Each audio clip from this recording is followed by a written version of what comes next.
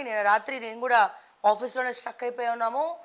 అమీర్పేట్ రోడ్లు డల్లాస్ అంటేది అది కల్లాస్ అయిపోయింది. ఇట్లనే లాస్ట్ టైం పడిన వర్షంలో నా కారు డ్యామేజ్ అయిపోయింది, మొత్తం దాన్ని స్క్రాప్లో వేసేసిన. మళ్ళీ నిన్న అసలు మీరు ఒకసారి నిన్న నేను చూపించాను కదా ఆఫీస్ బయటికి వెళ్ళి, అంటే ఈ అమీర్పేట్ రోడ్ చూస్తే, మెయిన్ రోడ్ చూస్తే అక్కడ అసలు వాటర్ కూడా దిగుతే కింద షోల్డర్ వరకు ఉన్నాయన్నమాట.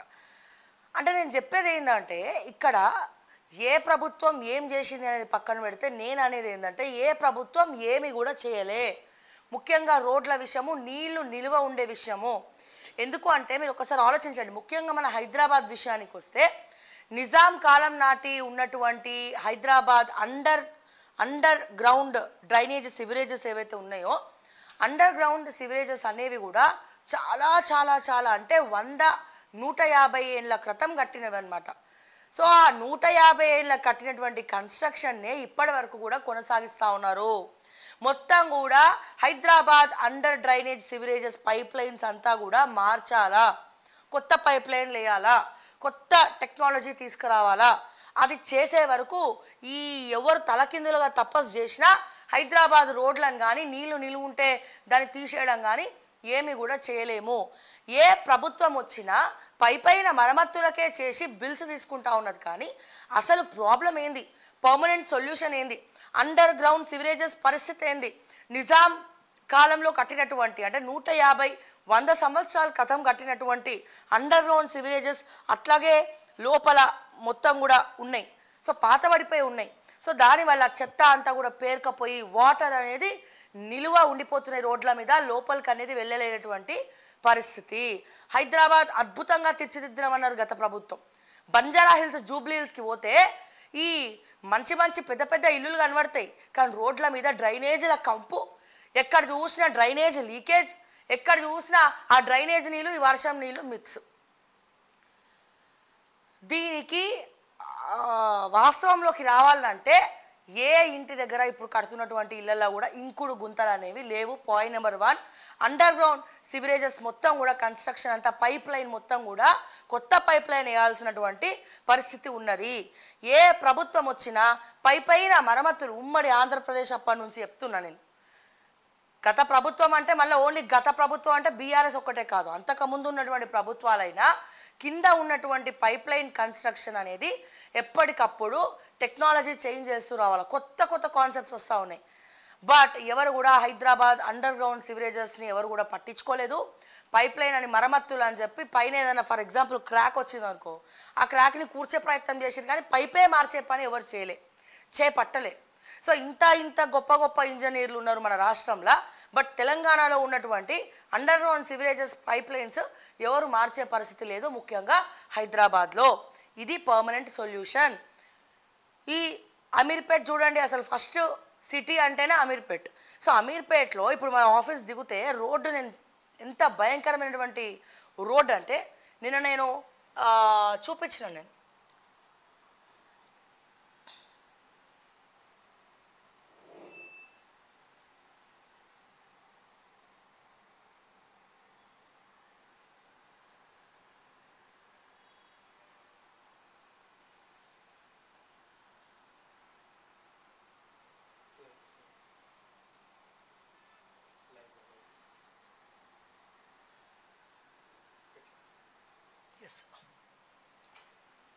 ఒకసారి మీరు చూడండి, ఇది మా ఆఫీస్ అండి, ఇది ఆఫీస్ కింద రోడ్డు. సో ఈ రోడ్డు మొత్తం ఇక్కడ వాటర్ దిగడానికి కూడా లేదు, కింద మొత్తం ఫస్ట్ ఫ్లోర్ మెట్ల వరకు కూడా వాటర్ వచ్చేసినాయి. ఇది జిహెచ్ఎంసీకి చాలాసార్లు అందరం కూడా కాలనీలో ఇక్కడ ఎవరైతే మెయిన్ రోడ్ మీద ఉన్నారో వాళ్ళందరూ కూడా కంప్లైంట్లు ఇవ్వడం జరిగింది. ఎన్నిసార్లు కంప్లైంట్ ఇచ్చినా అక్కడ ప్రాబ్లం ఏంటంటే డ్రైనేజ్ మ్యాన్ హోల్ ఇలా గ్రిల్ పెట్టి ఉంటుంది అనమాట. ఆ గ్రిల్లో మొత్తం కూడా ఈ వర్షంకి కొట్టుకొచ్చినటువంటి చెదారం ఏదైతే ఉందో దాంట్లో ఇరుక్కపోయి ఉంటాయి అనమాట. సో అది ఇరుక్కపోయి ఉండడం వల్ల వర్షం నీళ్ళు అనేవి ఆ లోపల మ్యాన్ హోల్స్కి పోలేనటువంటి పరిస్థితి. సో భుజం వరకు ఉన్నటువంటి నీళ్ళు మీరు చూడొచ్చు, కారు నీళ్ళలో ఎట్లా తేలుతుందో చూడండి. కార్లో ఎవరు లేరు, బయట పార్క్ చేసిన కారు ఈ వర్ష ప్రభావానికి, ఇది ఎక్కడో కాదండి హైదరాబాద్ అమీర్పేట్ల గురించి నేను చెప్తా ఉన్నాను. సో కార్ ఎట్లా ఫ్లోట్ అవుతుందో మీరు ఒకసారి చూడండి.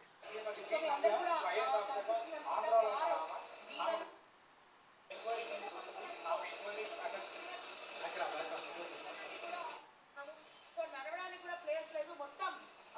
చూడండి, ఇది నేను రాత్రి పడిన వర్షానికి హైదరాబాద్ అమీర్పేట్ పరిస్థితి.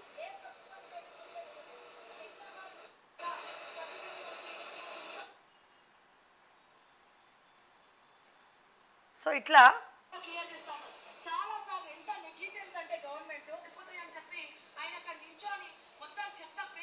కార్ అట్లా ఫ్లోట్ అయ్యి వెళ్ళిపోతా ఉన్నదండి.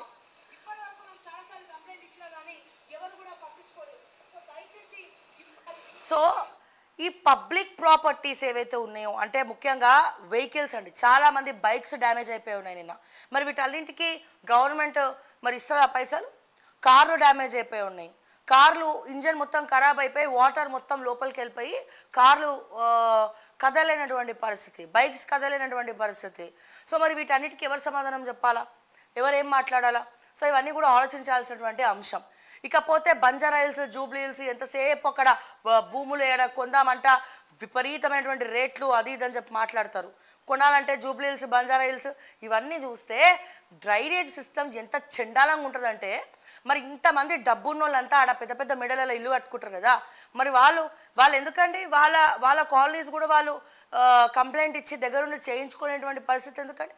పెద్ద పెద్ద వాళ్ళు ఉంటారు కదా, మీరు ఒక్కసారి పోయి చూడండి, జూబ్లీ హిల్స్ పోండి, మీరు బంజారా హిల్స్ పోండి, అక్కడ డ్రైనేజ్ ఇట్లా పొంగి పొర్రుతూ ఉంటుంది. వర్షం పడగానే నీళ్ళు ఇక్కడ వరకు నిలివి ఉండిపోతాయి. మరి ఇంత పెద్ద బంజారా హిల్స్, జూబ్లీ హిల్స్లో మరి ఈ సమస్య ఎందుకు ఉందండి? ఎప్పుడు ఎవరు క్వశ్చన్ చేయలేదే, ఎప్పుడు ఎవరు మాట్లాడలేదే? మరి ఇవన్నీ ఇట్లనే ఇక వర్షాకాలం వచ్చినప్పుడల్లా అట్లనే డించిక్ అని చెప్పి 2-3 వానపానాలు పెట్టుకొని డ్యామ్ చేసి సరిపోతుందా? ఆ కింద మొత్తం కూడా భయంకరమైనటువంటి పరిస్థితి. అంటే ఎండాకాలంలో పడినటువంటి ఒక్కరోజు వర్షంకే హైదరాబాద్ పరిస్థితి ఇట్లా ఉంటే, రానున్న కాలంలో ఆగస్టులో ఏదైతే రానున్న వర్షాకాలంలో వర్ష బీభత్సాలకు హైదరాబాద్ ప్రజలు పడేటువంటి తిప్పలు, బాధలు తలుచుకుంటా ఉంటే బాధ అనిపిస్తూ ఉంది, చాలా బాధ అనిపిస్తూ ఉంది.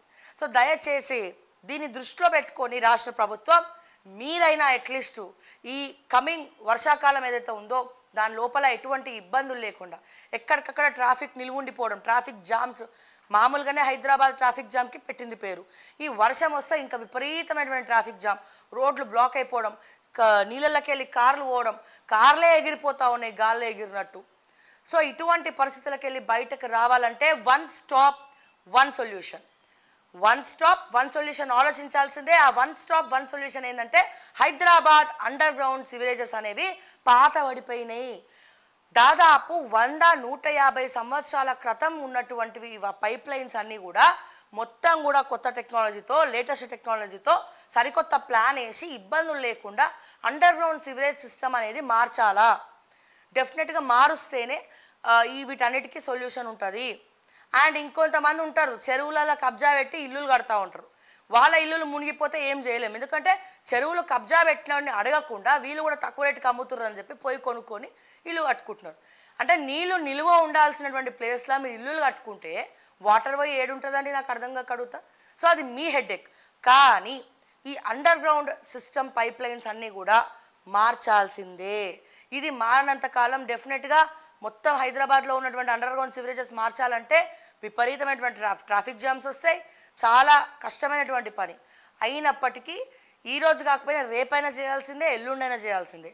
ఆ తిప్పలేదో ఇప్పుడే పడితే నెక్స్ట్ ఇయర్ అట్లీస్ట్ ఈ ఇయర్ వదిలేసి 1-2 ఇయర్స్లో 3 ఇయర్స్లో కమింగ్ ఉన్నటువంటి మిగతా వాళ్ళకన్నా అది యూజ్ అవుతుంది, వర్షాకాలంలో ఇబ్బంది లేకుండా ఉంటుంది. దాదాపు ఈ అండర్ గ్రౌండ్ డ్రైనేజ్ సిస్టమ్ అనేది హైదరాబాద్లో ఉన్నటువంటి ఈ పైప్ లైన్స్ అన్నీ కూడా మార్చేసి కొత్త టెక్నాలజీ, కొత్త ప్లాన్స్ కనుక తీసుకొస్తే, సో ఫర్ డ్యామ్ ష్యూర్ ఈ చెరువులలో ఇల్లు కడితే మునిగిపోతుందేమో దేవుడెరు, కానీ 70% ఆఫ్ హైదరాబాద్ చాలా నీట్గా ఉంటుంది. వర్షం పడినప్పుడు కూడా ఎటువంటి ట్రాఫిక్ జామ్స్ ఉండవు, నీళ్ళు నిల్వ ఉండదు. సో ఏవి కూడా ఉండవు. 70% ఆఫ్ ప్రాబ్లం కూడా రెక్టిఫై అవుతుంది జూబ్లీ హిల్స్, బంజారా హిల్స్తో సహా. సో దయచేసి వీటి గురించి ఆలోచించండి ఒకసారి అని చెప్పి నేను మరొకసారి రిక్వెస్ట్ చేస్తూ తెలియజేస్తూ రాష్ట్ర ప్రభుత్వానికి మీ దృష్టికి తీసుకొస్తా ఉన్నాను. అండ్